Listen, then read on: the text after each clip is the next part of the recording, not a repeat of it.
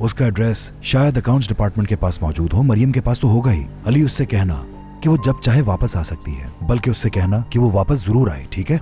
और अगर वो खुद वापस नहीं आना चाहती तो फिर हम कुछ नहीं कर सकते उसके लिए। ठीक है, मैं संभाल लूंगा, आप बिल्कुल बेफिक्र हो जाए। ओके, मैं अब घर जाऊंगा, बहुत थका हुआ हूं। तुम्हें मालूम है कल रात में सो ही नहीं सका। हाँ, एक और बात अंकल, वो फारूक साहब की दावत का क्या हुआ?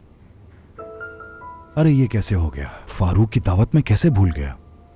वैसे सच कहूं तो मेरा भी जाने का कोई इरादा नहीं था अंकल, मगर दोबारा हमने कोई बहाना कर दिया तो अच्छी बात नहीं होगी।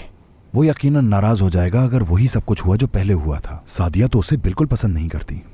मुझे सादिया की ये बात बिल्कुल समझ नहीं आती। मुझे भी वैसे इतना कुछ खास पसंद नहीं है वो। मुझे फारूक से मिलकर तमाम बातें फौरी तौर पर क्लियर करनी होगी, क्योंकि वो वैसे भी अपने बेटे की शादी बैरन से करवाना चाहता है। सादिया साहिबा को ही वो आदमी पसंद नहीं है तो उसके बेटे का कोई चांस नहीं।